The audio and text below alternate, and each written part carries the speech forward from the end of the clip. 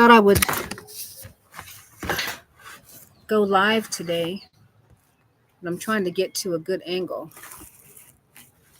It's the best. I think this is the best live. So I didn't announce this ahead of time or anything like that, but I just wanted to share a few things I've been thinking about.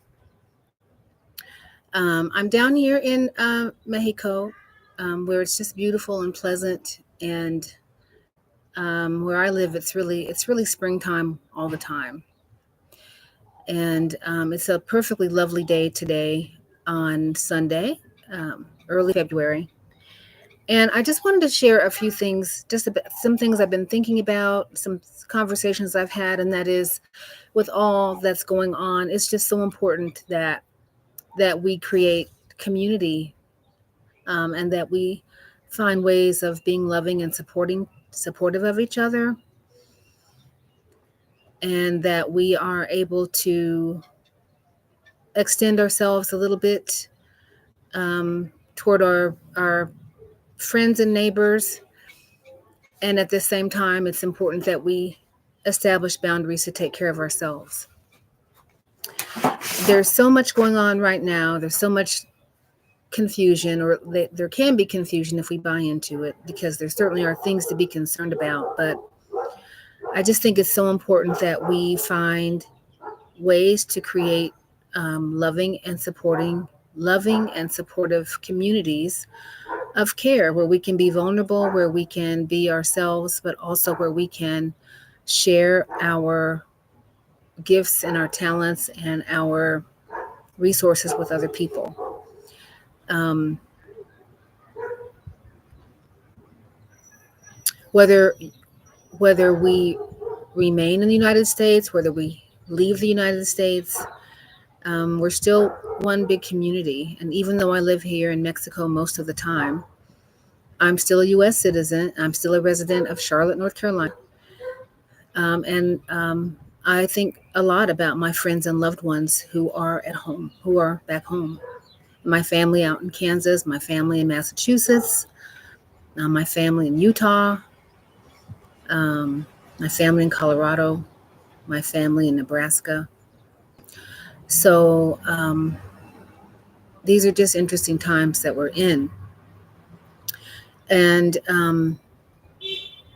I think it's so easy for us to get overwhelmed and roll up in our shell, in our comfy cocoons.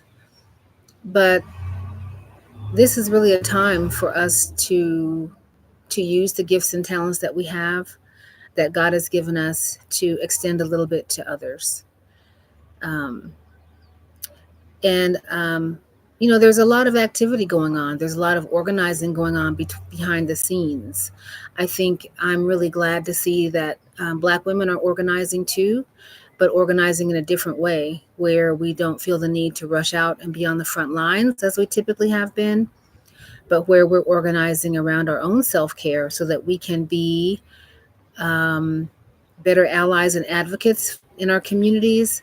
But we have to be whole and we have to be healthy in order to do it. Um, I forgot to introduce myself. I'm Sonia Folayan, and if you happen to catch this chat, this is the Mind and Mana channel here on YouTube.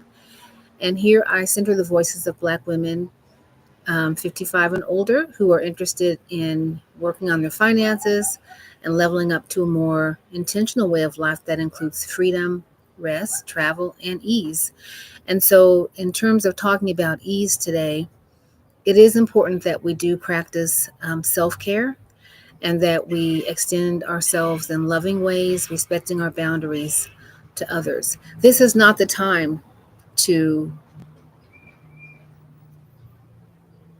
time to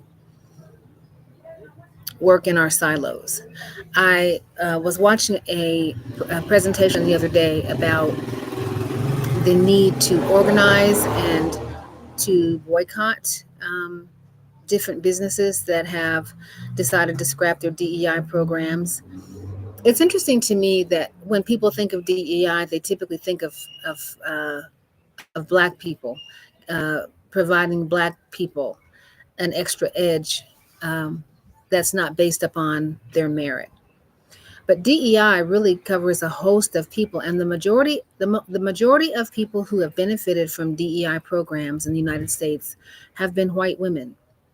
Women being declared a minority, white women have really racked up in terms of diversity programs, in terms of grants and funding. I saw that for myself in Charlotte, um, in the women's business and entrepreneur programs and others. I saw who was getting the contracts. Many of these of the contracts were actually white men, and they put their wives, girlfriends, out in front. So DEI is really the idea was to level the playing field so that everyone of merit can participate. Um, and I think we just have to be really careful going forward in terms of how we are organizing. I think we have to organize with strategy and with intention. This is not a time for us to be led by our emotions. It's very easy to fall into the trap of panic and uncertainty. But this is a time for us to be really smart about how we're organizing, how we're boycotting, and we have to be on one accord in terms of doing that. I wanted to also just share a little bit about the importance of keeping our emotional health at the forefront. Our emotional health, our physical health, our financial health, they're all related. But we're not going to be able to do the work that we need to do in a what's the way? What's the way? We have to work smarter now and not harder. We've put in a lot of work and labor. A lot of our work and labor has been unpaid. So it's really time now to use our resources, our energy, and our time extremely wisely. And I just wanted to just share a few things in terms of uh, how we can keep our emotional health front and center so that we can have the energy and the resources that we need to do what our communities demand. And the first thing I just want to say is, just it sounds so simple, but it's so important that we take care of ourselves, that we have time to relax, that we have time to get off the treadmill, that we're eating proper food, that we're resting, that we are resting well, um, and that we're spending time with people who matter to us, people that we love and care for, people who provide good energy back to us. Um, when we feel the best, when we feel the best that we can be, it means that we can give the best into and back to our the relationships that we're involved in. The next thing I think is to look at the positives in our lives, dwell more on the positives than on the negatives. Um, even in this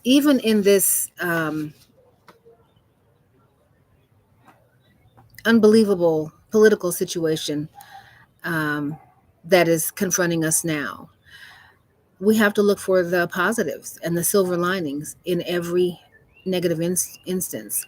Maybe one of the positives is that we can be more on one accord. Maybe some of the positives can be that we can actually figure out some strategies that will work and carry us to the next level. Maybe some of the strategies will be that, or maybe some of the positives will be that due to the trauma, the intergenerational trauma, centuries of trauma that our community has experienced, maybe we will find ways to come out on top of this and not crumble, as some communities may. Um, I think it's also important to accept what we can and cannot change and to be at peace with that so that we can move on to the things that we can put our attention to. I think the next thing is to gently let go of what no longer serves us. Um, I see a lot now in terms of just slamming the door. I'm done. Um, but we are in relationships. We have people that we care about. People care about us. And even as we set boundaries and even as we let go, I think it's important when we can to do so gently and with love. Um, it's also important that we learn not to waste time on things that we just can do nothing about. Um, and I think most importantly, it's important that we not only forgive others, but that we learn to forgive ourselves. The next thing I wanted to to just mention in terms of our emotional health was um, to be respectful and responsible, to not worry about others to the extent that we are neglecting ourselves. We have to do what's right for us, and we have to make the decisions that are right for us. Um, and we have to take responsibility for the good and the not so good. It does no good to blame others.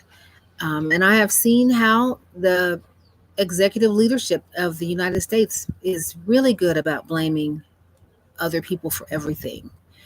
But true leadership, true self mastery means taking care of ourselves, acknowledging what's working, and also acknowledging where we need to improve. And most of all, um, to take responsibility for whatever actions we decide to take.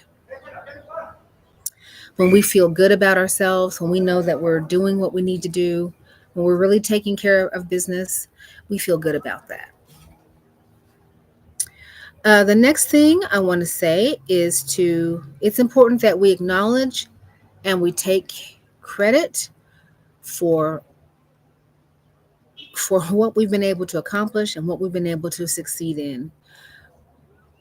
All of us have a myriad of skills and accomplishments, resilience. We've been overcomers in so many ways. This is now right now is not a time for false modesty. We need to step up to the plate and acknowledge what our skills are, what our skills have been, uh, because that's what we need now to tap into to move forward. We really have to acknowledge and take credit for those things that we have accomplished and that we've been successful about. The six things, because I've listed about 10 or so of these things.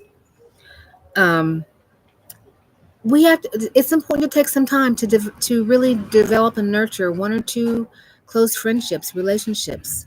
Maybe they're relationships that have been on the margin or we haven't attended to lately. But it's important that we really are spending a little bit more time with at least one or two, because we need that support, and other people need our support in an unadulterated way.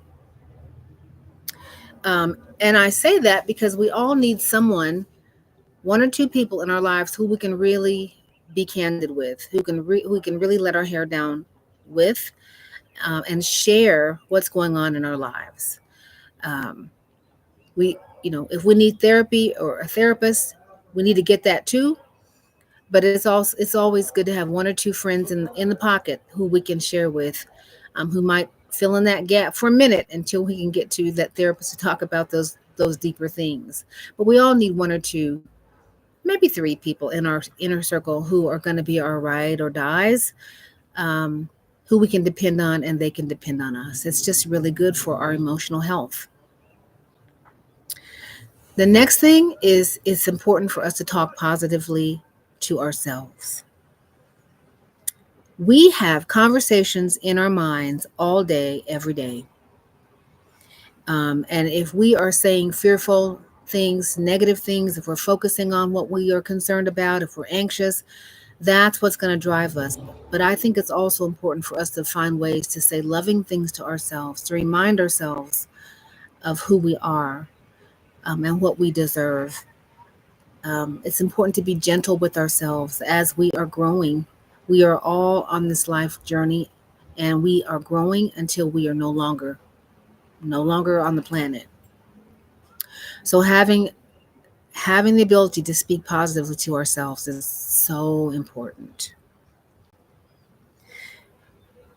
Number 8, when we know that we're in a damaging or harmful situation, we need to take ourselves out of it as soon as possible. We don't have to apologize to anyone. We need to get out. Um, It might be, temporarily removing yourself from an argument, or it might be leaving a relationship. It might be putting some distance between you and someone that you care about.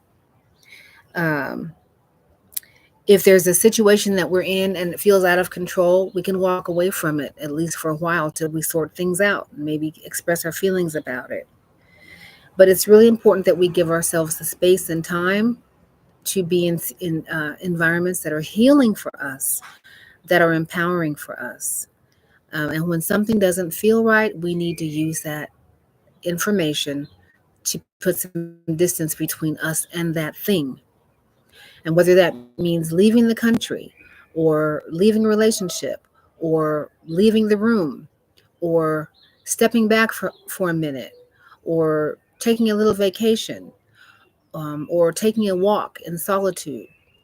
Um, it's important to be able to have the space and time to evaluate and reevaluate a situation and how much you want to be involved in it. Number nine, one of my favorite sayings is that the only constant in life is change. Um, and I think if we really acknowledge that life is about change, and that we have choices in relationship to that change, I think that's important. Um, Again, acknowledging the responsibility we have to own up to our choices, the good ones as well as the ones that are not so good. Um, and understanding that it's important that we remain flexible throughout our lives, because change really is the only constant. Um, Sometimes I feel like just when I get the hang of something, just when I'm really rolling in knowledge of something, I've mastered this skill, I've got things organized, I know how things are going to work, and then inevitably something changes. So I know I have to stay flexible and on my toes. I have to be willing to learn. I have to keep an open mind, just in order to get through this thing called life. And number 10 is we have to have plans for our futures. As long as we're on the planet, we're going to continue to grow. I I went to my high school reunion uh, in October of 2020, 2023. Yeah, it's been a year. It's been a year. It'll be 2 years this October. And it was shocking to me to see how some people had not grown, or how life had not been very kind to people. Now, life hasn't always been kind to me either. And I know that's the case for all of us. But it was very sad to me to see that some people had really kind of given up, and given into that. Some people had not made really a lot of strides since high school. Um, and that's not to say that everybody has to leave home or everybody has to have lofty goals. Um, but it is important that we have a plan for our futures, a growing plan for our futures, whether we live to be 100 or whether we don't.